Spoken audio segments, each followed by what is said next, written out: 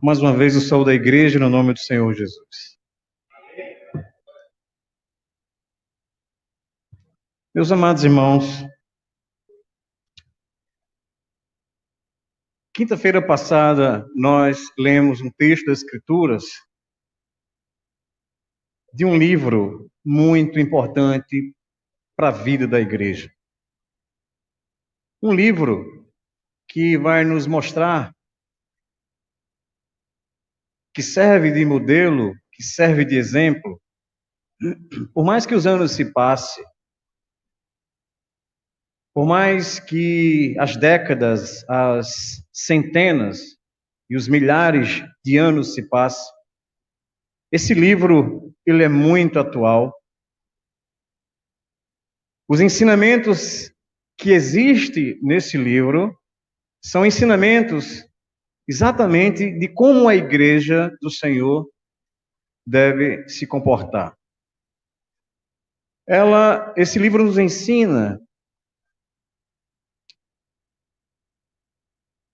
sobre o evangelismo, sobre a missão da igreja. Nós estamos aqui hoje, nós somos uma igreja, não está toda a igreja, todos os irmãos juntos, mas está parte desses irmãos, muitos não estão ainda com receio, mas nós só sabemos o que é a igreja por causa de que esse livro, ele nos dá algumas pistas e orientações de como é a igreja. Nós lemos o livro de Atos, capítulo 1, do versículo 1 até o versículo 11. E nesses textos que lemos, primeiro o escritor dele se apresenta, falando sobre para quem ele escreveu esse livro e do que ele escreveu, das coisas que Jesus começou a fazer até aquele dia em que ele foi ascendido aos céus. E depois que ele fala sobre isso, ele conta que Jesus Cristo, durante 40 dias, esteve com os seus discípulos e apóstolos, falando das coisas concernentes ao reino de Deus e mostrando com muitas provas que ele havia ressuscitado. Isso significa que naquele período em que Jesus tinha ressuscitado, ainda existia alguns dos seus discípulos que estavam enfrentando dúvidas. Será que é Jesus mesmo? Será que ele ressuscitou? E esses 40 dias que Jesus passou com eles, foi exatamente provando, com provas incontestáveis. E aí a gente pode se lembrar daquele apóstolo que nós, às vezes, o usamos como exemplo de pessoa incrédula, que a gente fala muito sobre Tomé. Ei, Tomé, qualquer pessoa que a fé assim está um pouco vagueando, nós chamamos aquela pessoa de Tomé. E nós não sabemos, só por causa disso, não é um detalhe, é algo importante, crer que Jesus tinha ressuscitado, mas a gente não acompanhou e não vemos o quanto aquele homem seguiu Jesus Cristo. E uma falha que ele teve, muitas vezes nós já temos um preconceito com ele quando usamos o exemplo de homens e pessoas que estão com pouca fé e usamos o nome de Tomé e Tomé. Então, Tomé, para que ele cresce no Senhor, e foi exatamente depois que ele ressuscitou, é só um exemplo, Jesus apareceu para ele e disse: olha, Tomé, toca aqui do meu lado, olha aqui as minhas mãos, estão furadas. Então ali eram provas incontestáveis de que Jesus tinha ressuscitado. E esses 40 dias que Jesus ficou com os seus discípulos e apóstolos, entre o versículo 1 até o versículo 11, foi exatamente mostrando que ele tinha ressuscitado realmente e falando acerca das coisas concernentes ao reino de Deus. Beleza. Lucas, que é o escritor do livro de Atos dos Apóstolos, como também do Evangelho de Lucas, ele, no seu capítulo 1 e versículo 4, versículo 5, ele fala de Jesus dizendo, ele cita que Jesus disse que o seu povo ficasse em Jerusalém até que do alto fossem revestidos de poder e que esperassem lá a promessa do Pai. E aí Lucas, ele cita um texto que está escrito no Evangelho de Mateus, também está escrito no seu Evangelho, que é exatamente Mateus capítulo 3, versículo 11, e Lucas capítulo 3, versículo 16, quando ele diz, porque João, na verdade, batizou com água, mas vós sereis batizados com o Espírito Santo, não muito depois desses dias. O Senhor, através de Lucas escreve que o Senhor tinha orientado a eles, os seus discípulos, que eles ficassem lá em Jerusalém, esperando a promessa do Pai. Interessante que essa reunião que eles estavam tendo, nesse momento que Jesus tinha aparecido e conversado com eles não estavam em Jerusalém, eles estavam num lugar chamado Monte das Oliveiras. Na minha Bíblia chama Monte Olival, mas em outras traduções dos irmãos vai ser Monte das Oliveiras. Esse Monte das Oliveiras, ele tem uma distância de lá até a entrada de Jerusalém de uma caminhada de um sábado. Isso queria dizer, na minha tradução, que não era um dia de sábado, mas a distância entre o Monte das Oliveiras, a entrada de Jerusalém, era o tempo a distância de um sábado, que era mais ou menos o que durante um sábado, no dia de sábado, onde os judeus guardavam esse dia e não faziam nada, era de, no máximo, 1 quilômetro que eles poderiam andar, saindo de Jerusalém. Então, Lucas cita esse texto dizendo que o Monte das Oliveiras, até a entrada de Jerusalém, tinha mais ou menos a distância de 1 quilômetro. E aí, ainda no diálogo dos discípulos, dos apóstolos com Jesus, eles fazem uma pergunta. O Senhor está falando com eles acerca do reino de Deus? O Senhor está mostrando para eles que ele ressuscitou, com provas incontestáveis, mas mesmo assim, o Senhor ainda diz a eles, olha, vocês vão ficar em Jerusalém, vocês vão para Jerusalém, que é a cidade santa, a cidade escolhida para construir o templo, onde lá está a Arca da Aliança, onde lá está a minha presença, que é exatamente Jerusalém. Vocês vão para essa cidade e lá vocês fiquem esperando a promessa do Pai. E que promessa era essa? Aí Lucas vai e explica qual era essa promessa. Porque João batizava com água, como aqui a gente batiza. Mas iria aparecer um que iria batizar com o Espírito Santo, com o Espírito de Deus. E aí, os discípulos e os apóstolos, eles de repente fazem uma pergunta meio que desconectada. Parece que não tem nada a ver uma coisa com a outra. Eu estou fazendo uma introdução do que nós lemos na quinta-feira passada. Então, os que estavam reunidos lhe perguntaram, Senhor, será esse o tempo em que restaures o reino a Israel? A preocupação dos discípulos que estavam com Jesus ainda estava voltada ao pensamento de uma retomada do poder de Israel. Ainda estava no pensamento de que fosse alguém levantado com braço forte e guerreasse com os romanos e tomasse o poder dos romanos e Israel tornasse novamente independente e se tornasse uma nação. Aí Jesus responde para eles, olha, não vos compete conhecer tão pouco as épocas que o Pai reservou pela sua exclusiva autoridade. Ponto. A preocupação deles era pequena. A preocupação do povo de Israel, dos discípulos, ainda estava pensando somente em Israel. Estava pensando somente na sua cidade. Estavam pensando no seu bem-estar naquele lugar. Aí o Senhor vai e diz, mas vós recebereis poder ao descer sobre vós o Espírito Santo e sereis minhas testemunhas em Jerusalém, em toda a Judéia, que era onde estava Jerusalém, em Samaria. Vocês vão ser minha testemunha, vocês vão sair de dentro de Jerusalém, onde vocês irão esperar o poder, a promessa do Pai, E lá vocês vão ser testemunhas de que eu ressuscitei, de que o Espírito Santo desceu sobre vocês, de que eu estou vivo. Vocês vão ser minhas testemunhas de que eu sou o Salvador e Senhor deste mundo. E não somente em Jerusalém vocês vão testemunhar também na Judéia, que era como se fosse o estado de Jerusalém, onde Jerusalém seria a capital. E vocês não vão somente testemunhar de mim na Judéia, mas vocês vão testemunhar de mim em Samaria, vão passar para Samaria, que já era uma outra região da antiga Israel. Mas vocês não vão testemunhar de mim somente em Samaria, vocês vão ser testemunhas minhas em todas as nações.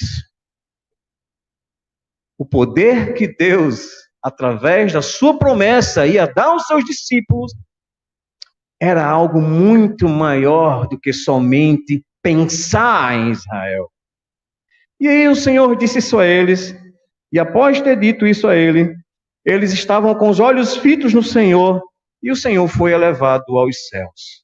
E quando o Senhor foi elevado aos céus, subiu aos céus, mas subiu, ele não sublimou, ele não desapareceu. Ele subiu à vista de todos os olhos, de todos aqueles que estavam presentes naquela reunião onde Jesus estava com eles. E aí, quando eles estavam olhando para os céus, olhando Jesus subindo, onde foi envolvido com a nuvem e depois desapareceu, apareceu os anjos e disseram: varões galileus, por que vocês estão olhando para as alturas? Esse Jesus que dentre vós foi assunto ao céu, virá do modo que vocês o viram subir. Ele voltará novamente para vocês. Beleza. Jesus instruiu os seus discípulos, instruiu os seus apóstolos, mas agora Jesus foi embora. E aí? E aí é o texto que nós lemos hoje, capítulo 12, versículo 12 até o versículo 26, que vai agora dar um desenrolar do que Jesus tinha conversado com esses homens. Nesse versículo 12 até o versículo 26, meus irmãos, vai surgir a nova comunidade. Vai surgir agora um povo diferente do povo antigo. Até então, a igreja, o povo do Senhor, estava todos eles barrados nas 12 tribos de Israel. Até então, todos eles estavam submissos a uma lei, a lei de Moisés, e tinha que se cumprir a lei de Moisés, e tinha que se circuncidar, e tinha que lavar as mãos antes de comer, e tinha uma série de coisas que a lei de Moisés exigia. Mas agora, o Senhor diz ao seu povo, aos seus discípulos, que eles vão para Jerusalém e vão esperar a promessa do Pai. E aí, o versículo 12 começa: então voltaram para Jerusalém do monte chamado Olival, que dista daquela cidade tanto como a jornada de um sábado. Quando eles entraram em Jerusalém, naquela cidade, quando ali eles entraram, subiram para o cenáculo. O cenáculo era um local que era como se fosse um primeiro andar, um local onde eles se reuniam.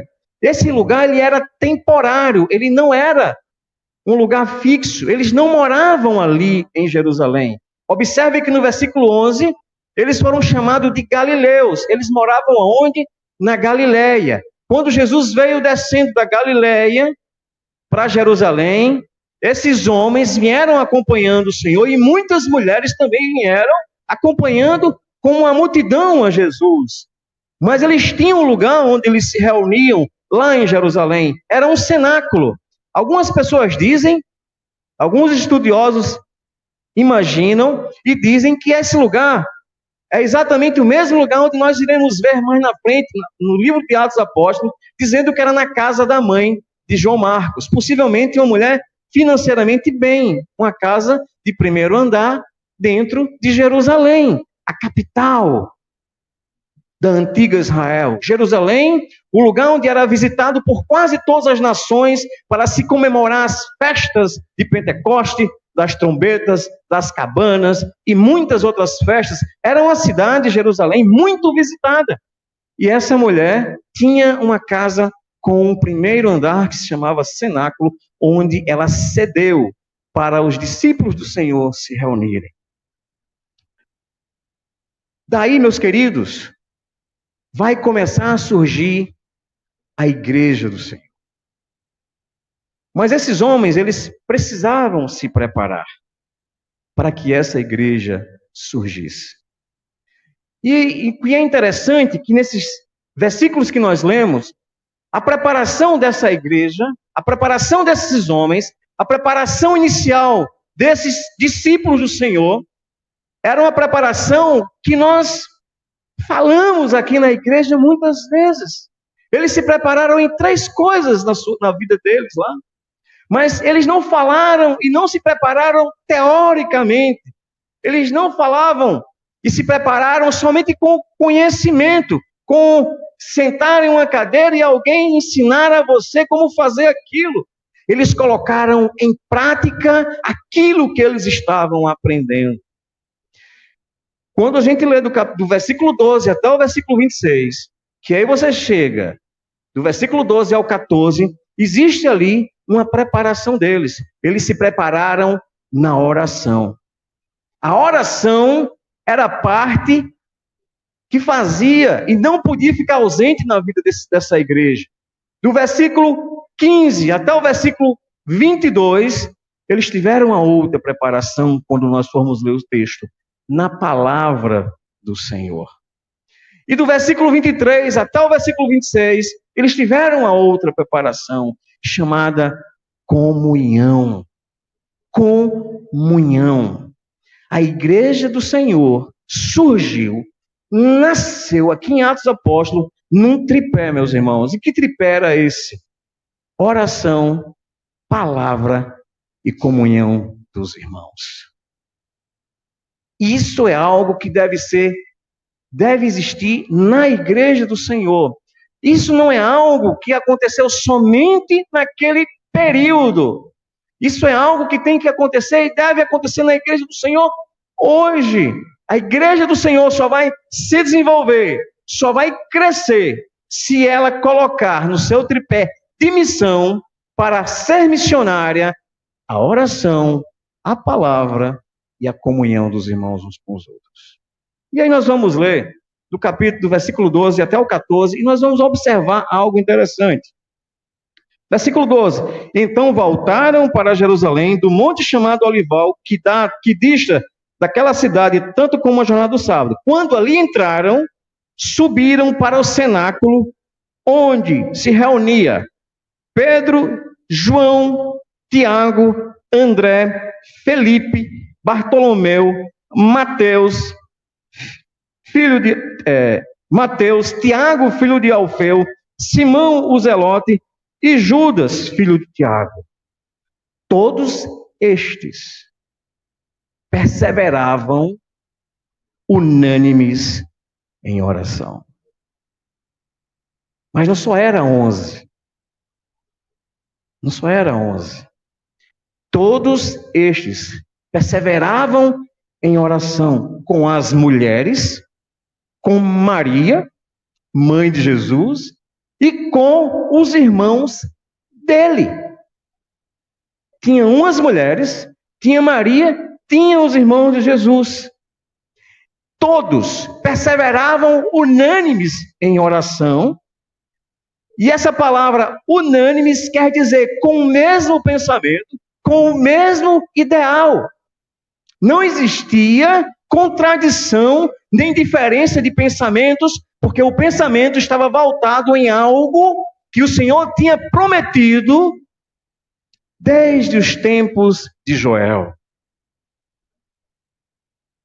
O que é interessante é que ele não está dizendo que era somente os apóstolos que estavam em oração. Não.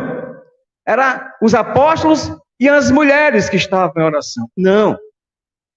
Então, eram as mulheres, Maria e os irmãos de Jesus. Não, era todos estavam em oração. Se nós quisermos ver, meus irmãos, a bênção de Deus na casa dele, no meio do seu povo, nós temos que buscar o Senhor unanimemente em oração. Se isso não acontecer na nossa vida, corremos o risco de não desfrutarmos da bênção do Senhor como igreja. Poderemos desfrutar sozinho. Quando eu oro na minha casa, quando eu oro no templo sozinho. Mas nós não iremos como igreja desfrutar do poder e da bênção do Espírito Santo de Deus. Para que isso aconteça, a igreja, todos, unanimemente, num só pensamento, tem que estarem juntos, adorando e louvando o nome do Senhor. O que é interessante, que aqui estava Maria e os irmãos de Jesus. Não sei se os irmãos lembram que os irmãos de Jesus o expulsaram de Nazaré. Eles não queriam, não aceitaram as palavras de Jesus. Eles o recusaram e expulsaram Jesus. Mas agora, os irmãos de Jesus estão aqui, junto com eles no cenáculo, junto com os apóstolos no cenáculo, junto com as mulheres no cenáculo, junto com a sua mãe no cenáculo, orando unanimemente com o propósito de buscar a Deus. E aí, esses irmãos de Jesus, existiu um pouco tempo, vocês imaginem que foram 3 anos que o Senhor passou na terra, falando e evangelizando. Mas aí a gente encontra lá no capítulo 15 do livro de 1 Coríntios, quando Paulo cita que o Senhor apareceu a Tiago, irmão do Senhor. O Senhor apareceu a Tiago, foi uma das pessoas a quem o Senhor apareceu, foi Tiago. E aí Tiago escreve um livro, um livro que está lá no final da nossa Bíblia, do Novo Testamento, o livro de Tiago. E um outro irmão de Jesus Cristo, chamado Judas, escreve um livro pequeno, mas ele escreve: eu, Judas, irmão de Tiago, que é servo do Senhor Jesus, irmão do Senhor. Esse Judas lá era também o irmão de Jesus. E esses homens, não diz o nome deles aqui, mas quando fala irmãos de Jesus, esses homens possivelmente estavam reunidos aqui. E nós vamos ver isso, meus irmãos, quando a gente vê quando Tiago toma a frente da igreja numa discussão muito grande que estava começando a acontecer entre o capítulo 15, entre o capítulo 13 e o capítulo 15 do livro de Atos dos Apóstolos. Tiago se levanta e abre e dá um discurso e toma a frente no primeiro concílio, no primeiro evento que junta os homens de Deus, os ministros da palavra do Senhor. Eles estavam lá, orando ao Senhor. Daí a gente percebe que o início da obra do Senhor, da missão que a igreja tem, começou com oração. No segundo passo, do versículo 15 até o versículo 22, nós vamos ver agora que a palavra de Deus, ela entra em cena. Mas não é oração, lá, voltando à oração, não está se falando em oração de forma teórica. Observe que eles estavam unânimes, orando, falando com Deus, buscando o Espírito Santo de Deus, pedindo ao Pai. Não está essa oração feita, mas fica subentendido que durante esses 10 dias que eles passaram reunidos ali. Por que 10 dias? Você está dizendo, irmão Edinho, por que você está falando 10 dias? Está dizendo que é 10 dias. Mas aqui está dando pistas para nós e nos mostrando que eles passaram 10 dias orando ao Senhor até o dia de Pentecostes. O que era Pentecostes? Capítulo 2. Pentecostes, 50 dias após a Páscoa. Comemorava-se o Pentecostes, 50. Jesus não tinha passado 40 dias com eles, depois de ressurreto? No 40º dia, Jesus não ascendeu ao céu e disse que eles fossem para Jerusalém? Quando foi no 40º dia que Jesus subiu ao céu, eles foram para Jerusalém. E entre a ascensão de Jesus e a descida do Espírito Santo foram 10 dias. E nesses 10 dias, eles estavam juntos, orando, buscando ao Senhor, pedindo que a promessa do Pai fosse cumprida. Isso não quer dizer que eles sabiam que isso ia acontecer no dia de Pentecostes. Eles não sabiam qual seria o dia. Poderia ter sido 5 dias antes. Poderia ter sido 20 ou mais 50 dias depois, mas o Senhor achou por bem enviar o seu Espírito, batizando o seu povo com 50 dias após a sua ressurreição, que foi exatamente o dia de Pentecostes. Versículo 15, que vai falar sobre como eles viviam a palavra, como eles praticavam a palavra. Vou tentar resumir para os irmãos, para a gente não alongar, para que a gente não ultrapasse nosso tempo. Naqueles dias, levantou-se Pedro. Naqueles dias em que ele estava. Que dias eram esses? Naqueles 10 dias em que eles estavam reunidos. Levantou-se Pedro no meio dos irmãos. Pedro assumiu uma liderança. Quem era Pedro? Meus queridos, há mais ou menos entre os 50 dias, Pedro tinha negado o Senhor lá. A gente escutou segunda-feira, quem veio para o culto de oração, percebeu a irmã Rivânia trazendo a palavra, dizendo que Pedro tinha negado o Senhor 3 vezes. Alguns dias antes da crucificação do Senhor, possivelmente na quinta-feira, porque Jesus morreu numa sexta. E aí Pedro nega. Mas agora, Pedro se levanta no meio daqueles irmãos. E quantos irmãos tinham ali? Aí abre-se um parênteses e diz assim, ora, compunha-se a assembleia de 120 pessoas. Fecha-se o parênteses. Existia naquele lugar, naquele cenáculo, 120 pessoas naqueles dias. E Pedro se levanta e toma a dianteira como um homem experiente, como um homem que já estava consciente do seu perdão que tinha recebido do Senhor, e agora ele se levanta de forma maravilhosa e começa a tomar uma decisão baseada nas Escrituras Sagradas para dar continuidade ao ministério apostólico daqueles homens. Pedro sentiu o perdão de Deus e já estava lá. Isso nos chama a atenção, meus irmãos. Isso nos diz, meu querido, que o Senhor perdoa o seu pecado. Você pecou contra o Senhor. Você está se sentindo culpado com alguma coisa de errado que aconteceu na sua vida e a sua consciência está pesada. Peça perdão ao Senhor e receba o perdão dele. Ele está pronto a perdoá-lo, mas arrependa-se dos seus erros, que o Senhor perdoa você. Se você não se arrepender dos seus pecados, o perdão de Deus não vai ser derramado sobre a sua vida. Pedro chorou amargamente. E Pedro veio sentir isso quando o Senhor ressuscitou e uma das mulheres foi visitar, foi lá no túmulo e o Senhor disse, avisa aos meus discípulos e a Pedro. O nome Pedro ali foi de forma separada, para mostrar a Pedro que o Senhor tinha o perdoado. E agora Pedro sente o perdão e com a sua experiência de homem de Deus que acompanhou Jesus, desde o seu batismo até a sua ascensão, se levanta no meio daquele povo e traz uma palavra para aquela igreja. E diz o seguinte, e disse, irmãos, convinha que se cumprisse as Escrituras. Peraí, mas Pedro não era analfabeto? Leigo? Ou pescador? Peraí, vamos lá.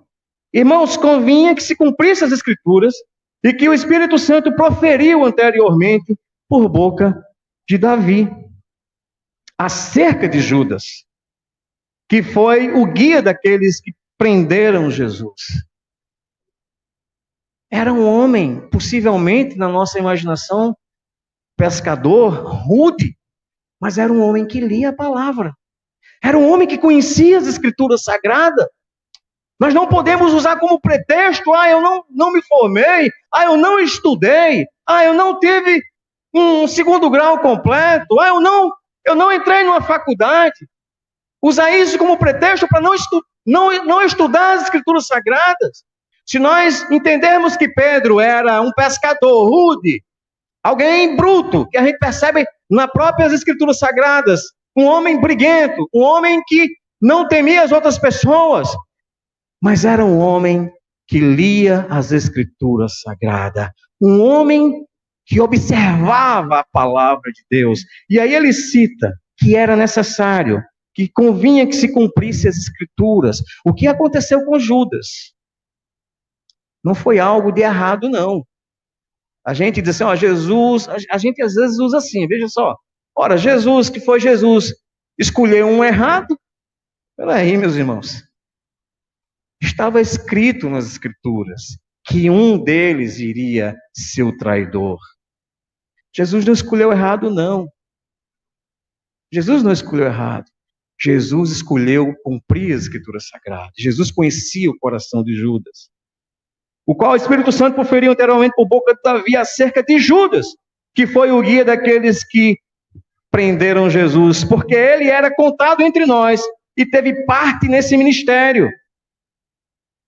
Aí abre-se um parêntese. Ora, este homem, Judas, adquiriu um campo com o preço da iniquidade, e precipitando-se rompeu-se pelo meio, e todas as suas entranhas, intestino, um monte de coisa, tudo que tem aqui dentro, fígado, baço, as entranhas, ao se precipitar, rompeu-se pelo meio, e todas as suas entranhas se derramaram.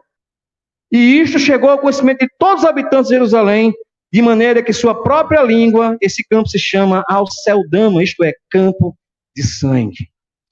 Mas aí, se os irmãos lerem o capítulo 27 lá do Evangelho de Mateus, os irmãos vão encontrar.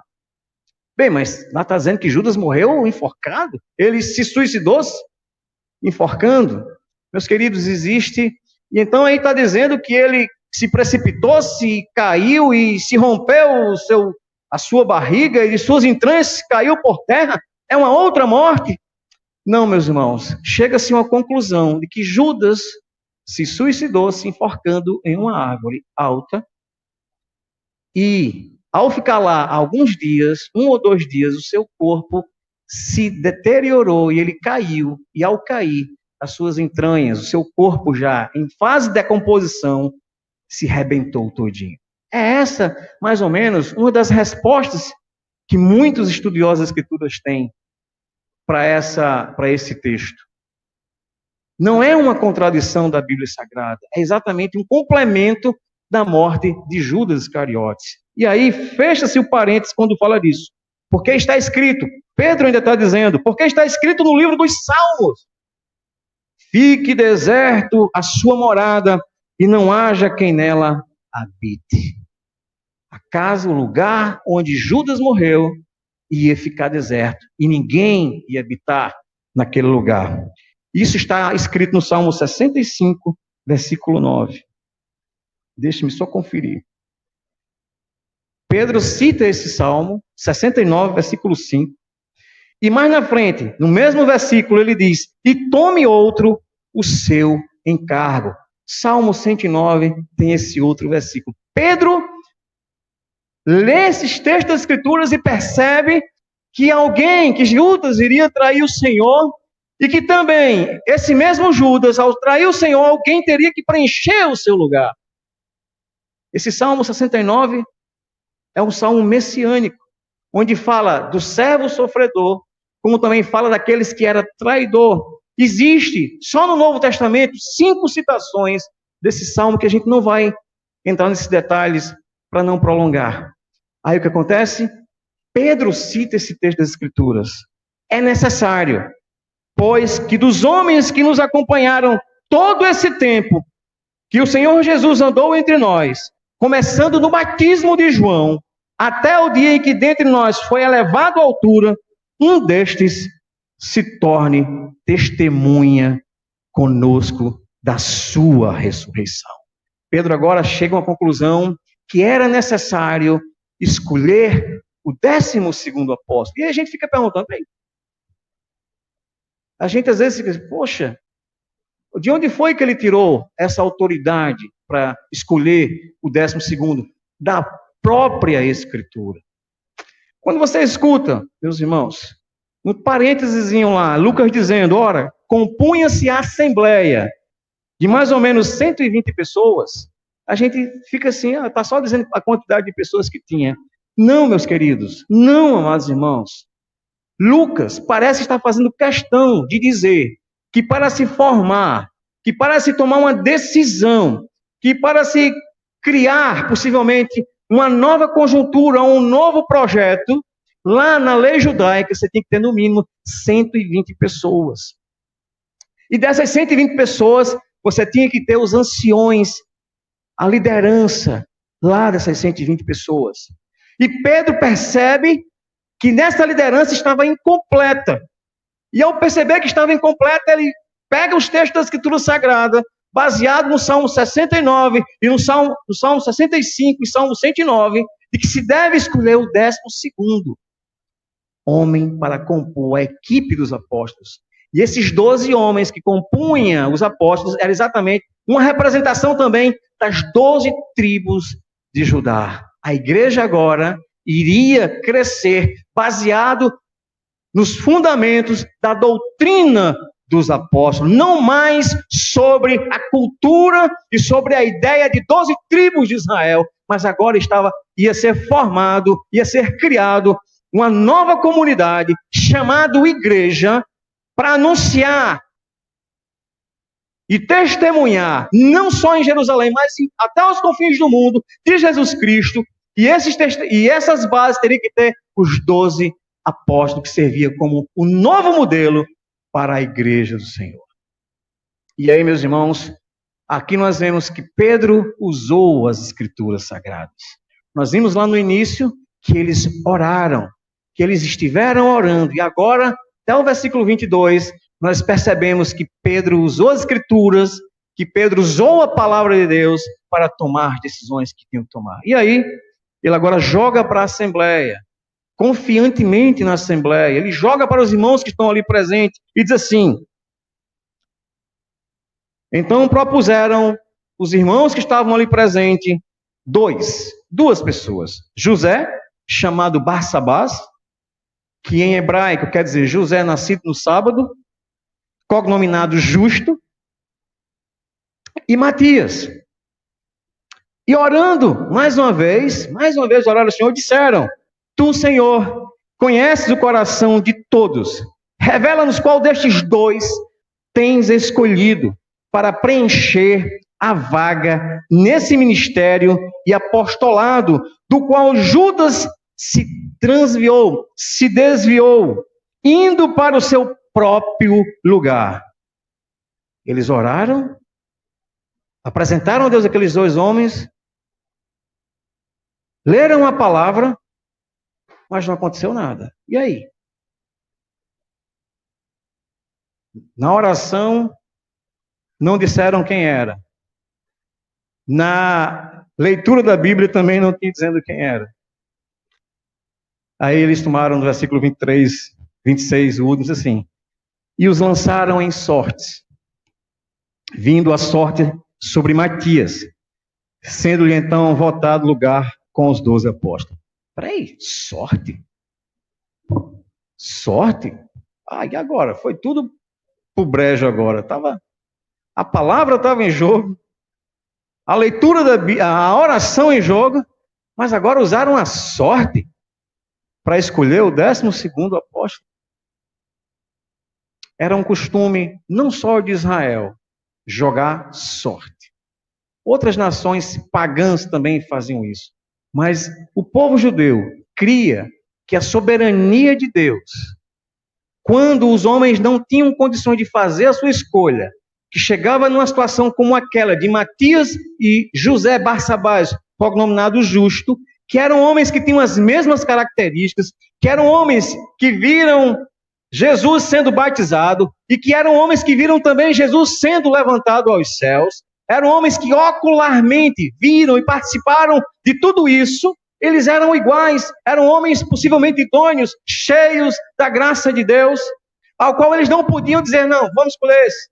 E agora eles jogaram para o Senhor e jogaram sorte. E a sorte caiu sobre Matias.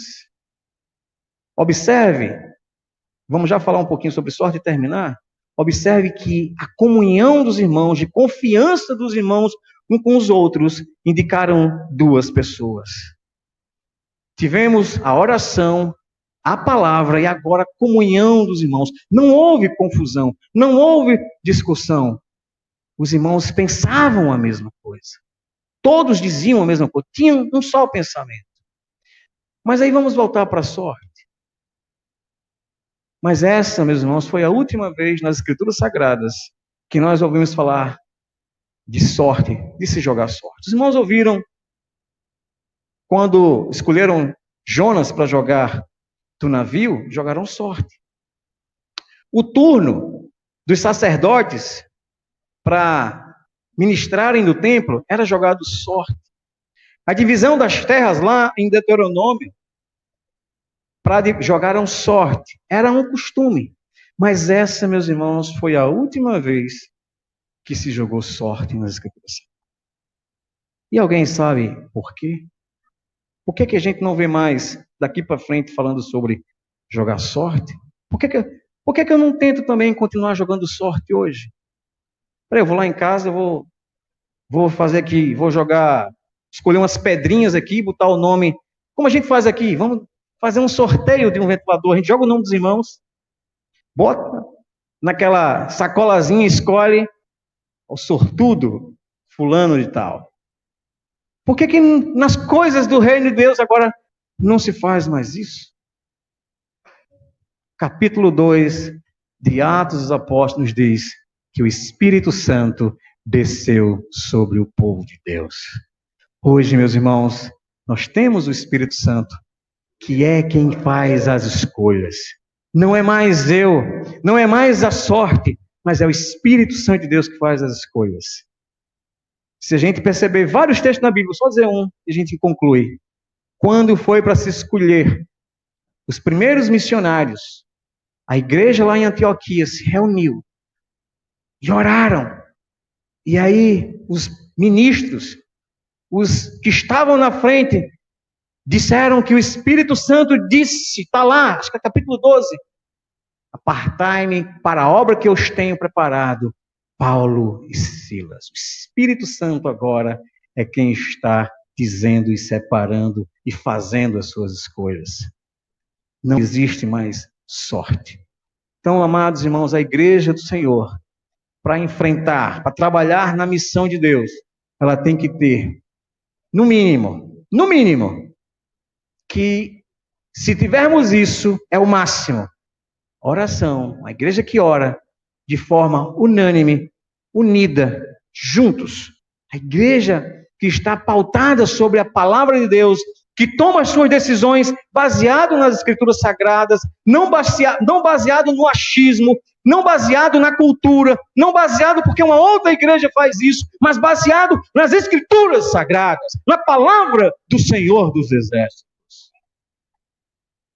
E não mais precisamos estar jogando sorte, porque quando nós estamos juntos, o Espírito Santo, a Bíblia diz que onde estiverem 2 ou 3 reunidos no meu nome, eu agora estarei no meio deles. O Espírito do Senhor está no nosso meio. A comunhão, meus irmãos. Observe, comunhão, Deus no nosso meio. Que Deus nos abençoe, nos guarde e nos dê sua graça. E que a palavra dele encontre lugar no nosso coração. Amém.